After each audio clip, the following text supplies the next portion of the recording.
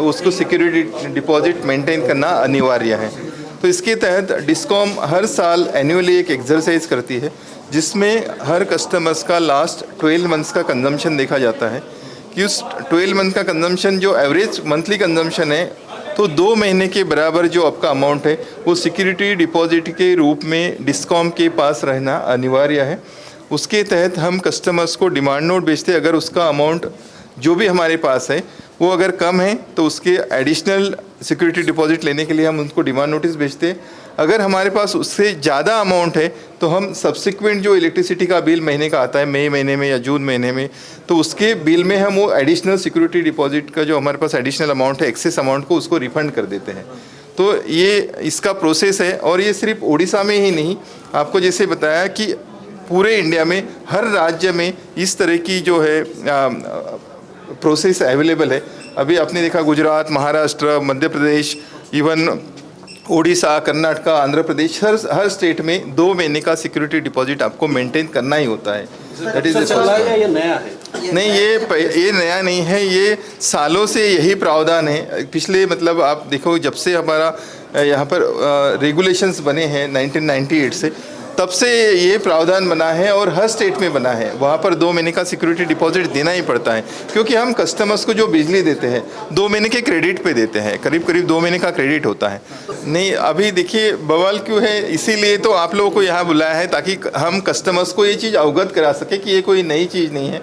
जो भी लोग कह रहे हैं किस आधार पे कह रहे हैं उसकी मुझे जानकारी नहीं है, बट मैं आपको ये कहना चाहता हूँ जो कुछ भी हो रहा है एज़ पर रेगुलेटरी नॉर्म्स हो रहा है, as per Indian electricity act हो रहा है। और सिर्फ ओडिशा में ही नहीं हो रहा है, ये पूरे देश में जितने भी इलेक्ट्रिसिटी कंपनियां हैं सब लोग ये 2 महीने का सिक्योरिटी डिपॉजिट अवश्य लेते हैं। आप लोग जो सिक्योरिटी डिपॉजिट यहाँ डिपॉजिट करते हैं वो हम अलग से एक अकाउंट में इसका फिक्स डिपॉजिट करके रखते हैं ताकि इसको डिस्कॉम किसी भी तरह से किसी भी काम के लिए यूज़ नहीं कर सकती है। उसके अलावा जो 6.5% का हम हर साल कस्टमर्स को उसका इंटरेस्ट भी पे करते हैं, ये भी प्रावधान है। देखिए अभी ऐसा इस तरह का कोई प्रावधान रेगुलेटर ने नहीं दिया है। उन्होंने कहा है कि सिक्योरिटी जो एडिशनल सिक्योरिटी डिपॉजिट 30 दिन के अंदर कस्टमर को डिपॉजिट करना है। अगर डिपॉजिट नहीं करने से ये प्रावधान है कि उस पर 15% का सरचार्ज लगेगा। So it is up to customers कि वो 30 दिन में पे करना चाहते हैं या सरचार्ज के साथ पे करना चाहते हैं। तो कस्टमर्स के पास फंड अवेलेबिलिटी और उसकी विलिंगनेस पे डिपेंड है। स्मार्ट मीटर है, लोग बोल रहे हैं कि ज्यादा मीटर आ रहा है स्मार्ट मीटर को लेके, तो क्या ये सच्चे पुराने मीटर है? नहीं, सवाल का हम लोगों ने अंदर जवाब दिया। स्मार्ट मीटर्स के लिए आपको जैसे बताया कि स्मार्ट मीटर हम यहाँ पर जो स्मार्ट मीटर यूज़ कर रहे हैं, यहाँ पर जैसे पूरे देश में ही स्मार्ट मीटर अभी यूज़ हो रहा है। जैसे मिनिस्ट्री ऑफ पावर विद्युत मंत्रालय की तरफ से जो डायरेक्शंस है, इसमें स्मार्ट मीटर लगाने से कस्टमर्स को सुविधा ही है एक तरह से। जैसे मीटर रीडर हर महीने उनके यहाँ मीटर रीडिंग के लिए जाता है, उसको जाने की ज़रूरत नहीं पड़ेगी क्योंकि वो कनेक्टेड है, ऑनलाइन है।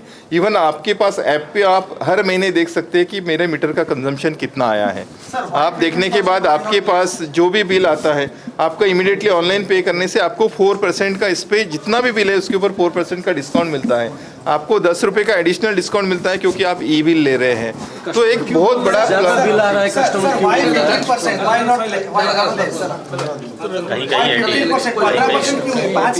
किस पे एडिशनल सिक्योरिटी डिस पे हर डिस्कॉम में स्टेट में आप अगर देखोगे हर राज्य में एक अलग अलग सरचार्ज दिया हुआ है। जैसे आप देख रहे थे आंध्र प्रदेश में 18% है, हमारे यहाँ पर 15%। जो रेगुलेशन ने तय किया है उसके तहत ही हम ले सकते हैं, उससे कम या ज़्यादा नहीं ले सकते।